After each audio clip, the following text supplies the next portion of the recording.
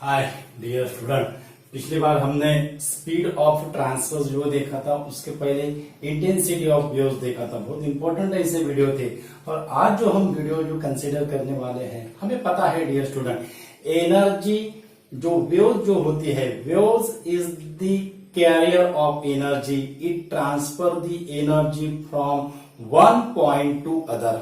Okay, तो कितने value का एनर्जी, उसका क्या फॉर्मूला है? जो एनर्जी जो ट्रांसफर करती है waves one point to other, तो उसका फॉर्मूला क्या होगा? What is the value of energy transfer from one point to other और one region to another region. तो आज जो है हम वो फॉर्मूला निकालने वाले हैं। एनर्जी कितने अमाउंट की एनर्जी ट्रांसफर करती है वेव्स, वो हम उसका फॉर्मूला निकालने वाले हैं। उसके बाद पावर जो है, वो पावर का फॉर्मूला भी हम निकालने वाले हैं। ओके, तो इसके लिए जो वीडियो जो है बहुत इंपॉर्टेंट ऐसा वीडियो है, लास्ट तक देखिएगा डियर स्टूडेंट, और एक एक बात हम आपको यहाँ पे समझाएंगे। ओके, तो हमारा जो आर्टिकल है वो है एनर्जी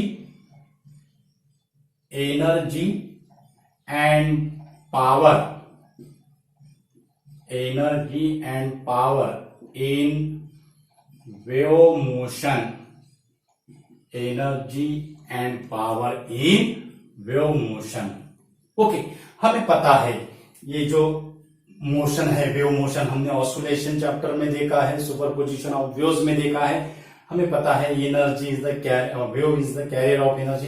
लेकिन हमें वो वैल्यू, उसकी कितनी अमाउंट ऑफ की वैल्यू होती है, कितने रेट से वो एनर्जी ट्रांसफर करती है, यानी पावर होगा, उसका फॉर्मूला क्या होगा, तो आज हम उसको निकालेंगे।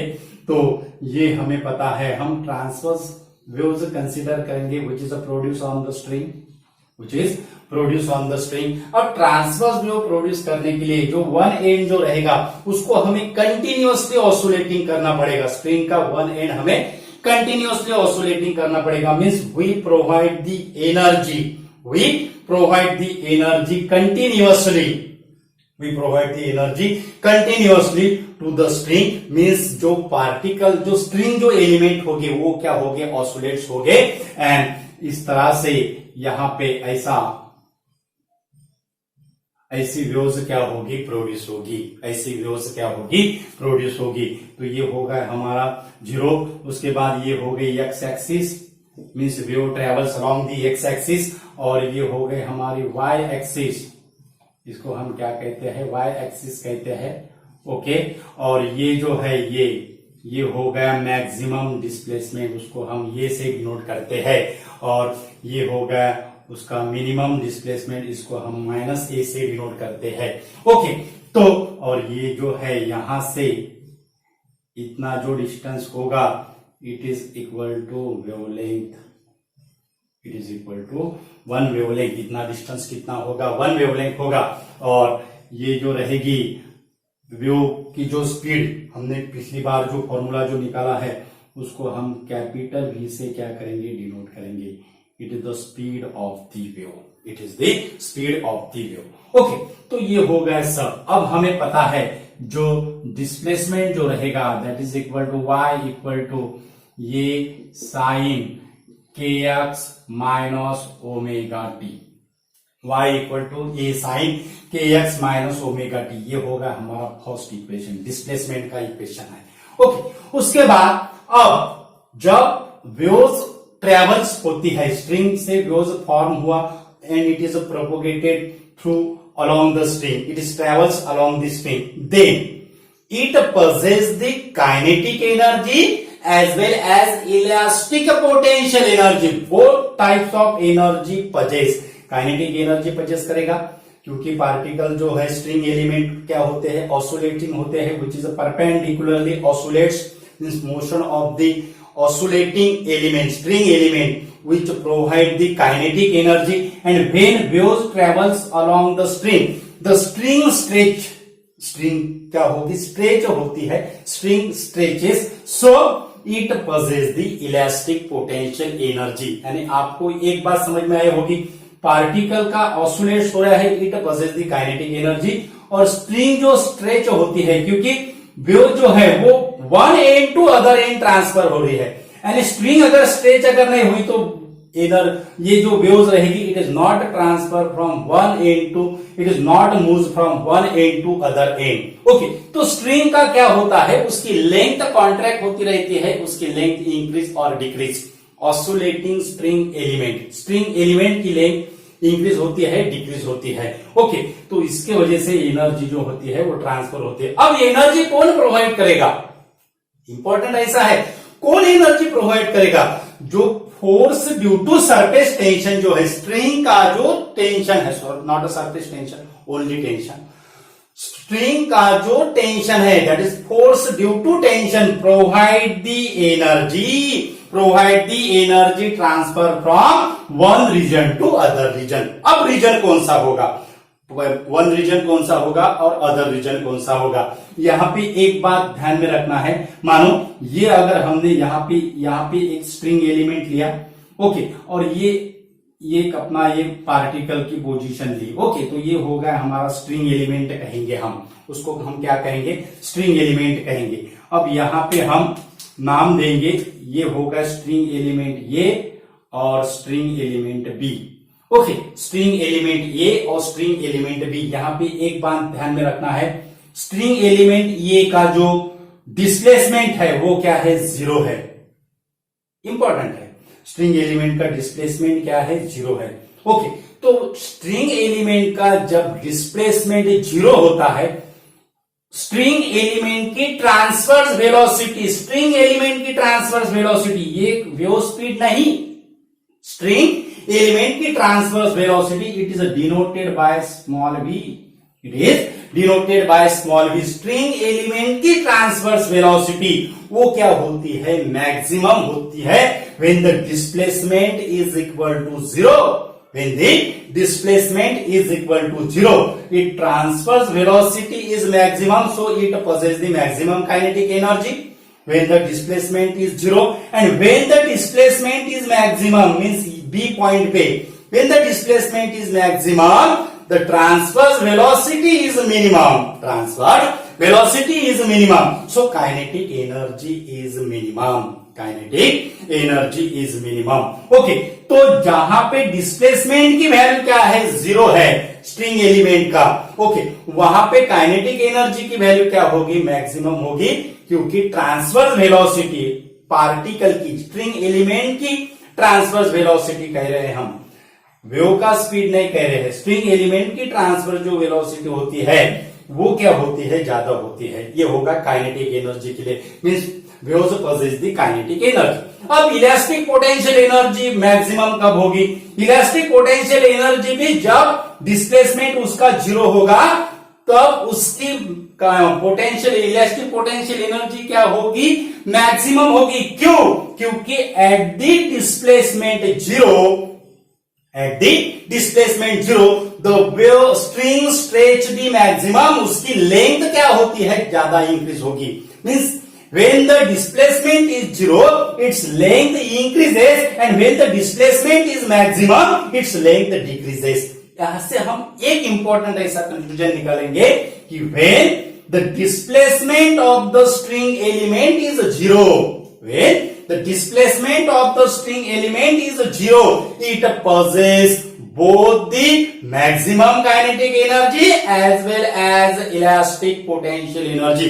मीन्स मैक्सिमम वैल्यू कहां पे अक्वायर करेगा वो, that is displacement y equal to 0, displacement y equal to 0, it possesses इस पे maximum kinetic energy and maximum elastic potential energy, means average rate of transfer for kinetic energy and average rate for transfer of potential energy, both are the same। okay, तो अब हम equation निकालने वाले हैं। अब मानो ये जो स्मॉल जो dm है, ये स्मॉल dm है स्ट्रिंग एलिमेंट का mass, it is the mass of string element, mass of string element, mass of string element. अब ये जो मास है, ये मास को हमें लीनियर मास डेंसिटी में क्या करना है, कन्वर्ट करना है। हमें पता है जो लीनियर मास डेंसिटी का जो सिंबल है कहीं किताबों में म्यू से डिनोट किया हुआ है, कई किताबों में स्मॉल m से डिनोट किया हुआ है। सो लीनियर मास डेंसिटी उसको हम म्यू से डिनोट करते हैं, तो उसका क्या होगा, mass per unit length, small mass element dm, और उसके लिए हमें स्मॉल लेंथ लगेगी, और स्मॉल लेंथ जो रहेगी वो कितना होगा, dm और dx, यानी ये जो लेंथ है ये जो लेंथ है ये हो गई स्मॉल, ये हो गया dx, यानी ये हो गया लेंथ। ओके, dx यानी ये क्या हो गया, लेंथ हुआ है, यानी ये भी जो है ये है, ये है length dx।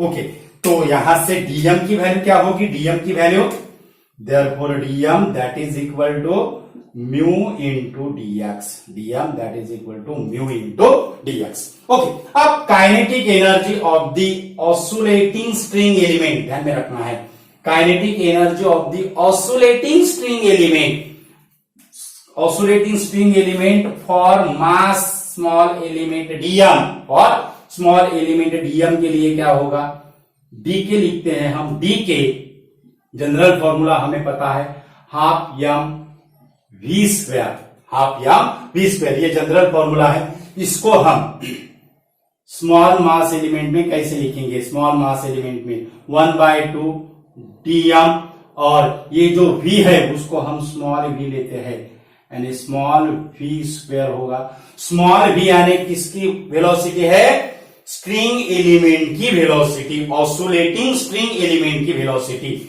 dk equal to 1/2 dm small v square. अब dm की वैल्यू सब्स्टिट्यूट करते हैं म्यू इंटू dx, अब यहां पे क्या होगा, dk equal to 1/2 mu dx small v square, 1/2 mu dx small v square. तो ये हो गया हमारा काइनेटिक एनर्जी का इक्वेशन। अब हमें v की वैल्यू निकालना है, तो v की वैल्यू निकालने के लिए स्मॉल v की वैल्यू, नॉट कैपिटल V, ध्यान में रखना है, स्मॉल v की वैल्यू निकालने के लिए हम ये फॉर्मूला यूज करते हैं, small v that is equal to dy by dt, small v that is equal to dy by dt। इसका हमें डिफरेंशिएशन करना पड़ेगा, तो इसका अगर हमने डिफरेंशिएशन अगर किया तो हमें क्या मिलेगा, दैट इज इक्वल टू ये कॉस, यहां पे देखो क्या होगा, ये cos kx minus omega T into minus omega, यानी यहां पे जो रहेगा वो क्या रहेगा, दैट इज माइनस ये omega, minus A omega cos kx minus omega T, minus A omega cos kx minus omega T. ये हो गए v की वैल्यू। अब हमें इसका स्क्वायर करना है, तो इसका स्क्वायर हम कैसे मिलेगा, डायरेक्ट हम लिखते हैं a square omega square cos square kx minus omega t, v square that is equal to a square omega square cos square kx minus omega T. ये जो वैल्यू है, ये वैल्यू ये इक्वेशन में हम सब्स्टिट्यूट करते हैं, तो dk की वैल्यू क्या मिलेगी, dk that is equal to 1/2 mu dx, 1/2 mu dx, और यहां पे मिलेगा ये square omega square cos square kx minus omega T, 1/2 mu dx, A square omega square cos square kx minus omega T. Okay, तो ये हो गया हमारा इक्वेशन, ये क्या हो गया हमारा इक्वेशन। ओके, अब इसको हम रद्द करते हैं, और इसके बाद की स्टेप हम यहां पे लिखते हैं, इसके बाद की जो स्टेप जो रहेगी यहां पे लिखते हैं। अब कॉस स्क्वायर kx, ये हो गया काइनेटिक एनर्जी। ओके, अब अगर हमें रेट अगर निकालना है, काइनेटिक एनर्जी का रेट अगर निकालना है, तो इसको हमें क्या करना पड़ेगा, dt से डिवाइडेड करना पड़ेगा। इसको अगर हमने dt से डिवाइडेड अगर किया तो हमें क्या मिलेगा, 1/2 mu dx dt a square omega square cos square kx minus omega T, यह हमें मिलेगा। ओके, म्यू यानी लीनियर मास डेंसिटी है। लेकिन ये जो dx बाय dt जो है, ये dx by dt, this dx by dt gives the wave speed of the transverse wave produced on the spring। यानी ये dx बाय dt की जगह हम क्या लिखेंगे, कैपिटल V। कैपिटल V क्या है, वेव स्पीड है। कैपिटल V क्या है, वेव स्पीड है। तो dk बाय dt यानी rate at which the kinetic energy transferred, rate at which the kinetic energy is transferred, that is equal to 1 by 2 mu, 1 by 2 mu। उसके बाद dx by dt की जगह capital V आएगा, capital V 1 by 2 mu V। उसके बाद आएगा यहां पे a स्क्वायर, ये यानी एम्पलीट्यूड है, ओमेगा यानी एंगुलर फ्रीक्वेंसी है, और यहां पे रहेगी cos square kx minus omega T, cos square kx minus omega T. तो dk बाय dt ये होगा the rate at which the kinetic energy transfer, rate at which the kinetic energy transfer, rate at which the kinetic energy transfer. Okay, अब उसके बाद ये step के बाद अब ये हो गए rate at which the kinetic energy transfer. अब हमें एवरेज काइनेटिक एनर्जी निकालना है। एवरेज काइनेटिक एनर्जी निकालने के लिए हम इसका एवरेज लेते हैं, डीके dt, इसको हम ऐसे लिखते हैं डीके dt एवरेज।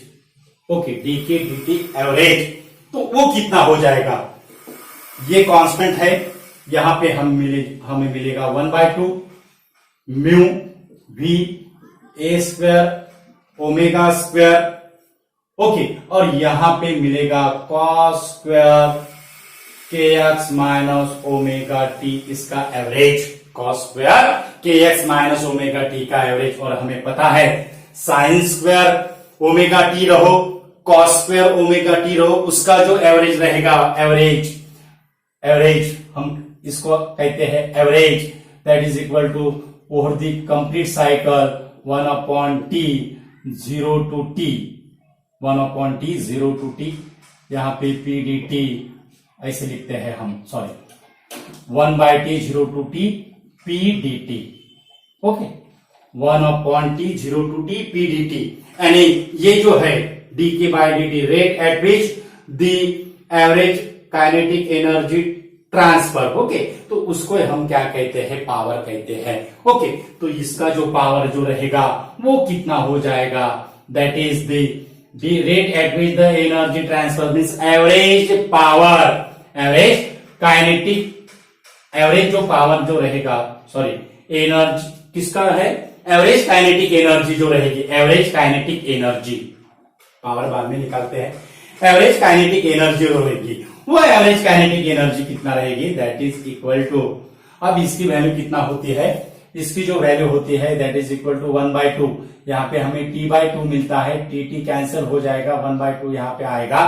तो इस cos square kx minus omega T का एवरेज कितना है, 1 by 2 है, यानी ये जो रहेगा यहाँ पे ये 1 by 2 into 1 by 2 1 by 4 mu v a square omega square D K by D T average, D K by D T average means it is the power, it is the power. Okay, तो it is the power due to energy है, कौन सी, kinetic energy का, और हमने पहले कहा है that is the average energy transfer and average potential energy transfer, दोनों का जो रेट है, rate at which the kinetic energy transfer and rate at which the potential energy transfer both are the same. Okay, तो जो average जो power जो रहेगा, average power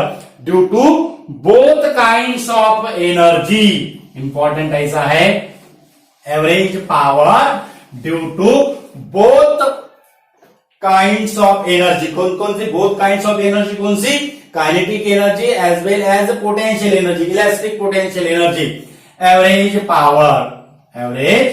power due to both kinds of energy, average power due to both kinds of energy, इसको हमें 2 से क्या करना पड़ेगा, मल्टीप्लीकेशन करना पड़ेगा, 2 dk by dt average, 2 dk by dt average. तो हमें पावर की value, average power for the wave transfer along the string, कौन सी ट्रांसवर्स वेव स्ट्रिंग, कितना मिल रहा है, 1/2 mu v a square omega square, average power 1/2 mu v a square omega square, यानी हमने एनर्जी का भी इक्वेशन निकाला और पावर का भी इक्वेशन निकाला। तो इससे ये म्यू जो है लीनियर मास डेंसिटी है और v जो है ये है speed of the wave, linear mass density it is related to material, और capital V it is related to speed of the wave.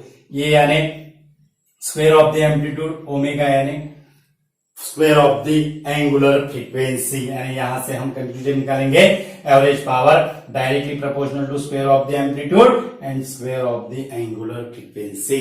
Okay, तो ये था हमारा सिंपल ऐसा article, that is the power and energy. तो important ऐसा video है, video ज्यादा से ज्यादा स्टूडेंट को शेयर कीजिए, और हमारे चैनल पे अगर यूजर है तो हमारा चैनल सब्सक्राइब कीजिए। हमारे चैनल का जो नाम है वो है इक्विनॉक्स फिजिक्स। हम ऐसे ही कुछ नया करने की कोशिश करते हैं, ये न्यू ऐसा कंसेप्ट है और इजीली आपको ऐसे अंडरस्टैंड हो, ऐसा हमने यहाँ पे समझाया है। Thank you so much once again.